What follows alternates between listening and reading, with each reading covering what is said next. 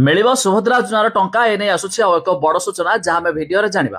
आपण जानिछंती एपर्यंत सुभद्रा स्कीम अधीन तीनोटी किस्तिर अर्थात थर्ड इन्स्टॉलमेंट मिल सारी। एबे बाकी रही आसवाक नहीं फोर्थ इन्स्टॉलमेंट।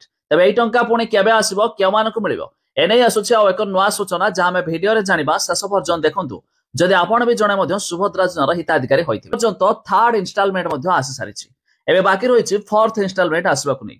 एही मध्यरे सरकार आउ एक सूचना जारी करछंती। एपर्यंत जहां 21 वर्ष रु 60 वर्ष बयस भितर होइछि अर्थात एप्रिल 1 तारिख 2025 पर्यंत जे मानकु 21 वर्ष छुईछि तो सेमाने चाहिले एबे न्यू आवेदन करि पारबे अर्थात नुआ अप्लाई करि पारबे। जा फल रे सेमाने मध्य सरकार देउथिबा दुईटी किस्ती जाकि 10,000 टंका वार्षिक मध्य पाई पारबे। एपर्यंत थर्ड इन्स्टॉलमेंट आसीथिया बेले एबे आसीबाकु अछि फोर्थ इन्स्टॉलमेंट।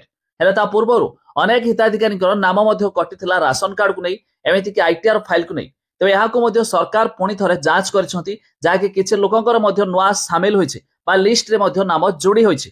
आ ए लिस्ट रे जेमानकर नाम अछि सेमानकु खूब शीघ्र आसीबाकु जाउछि आउ 5,000 टंका। तेबे सरकार यह भी सूचना देथिले कोनोसी कारणवशते जवानकर टंका अटकी रहिछि तो सेमानकु मध्य गोटे किस्ती मिलिथिले आउ दुईटी किस्ती मिलिबो, दुईटी किस्ती मिलिथिले आउ एक किस्ती मिलिबो।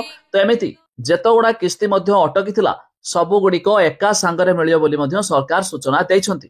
तेबे आपण भी चाहिले यार वेबसाइट विजिट करके लिस्ट देखा चाहूले वेबसाइट लिंक आम डिस्क्रिप्शन देइछु, आपण माने जाई मध्य चेक करि पारिबे।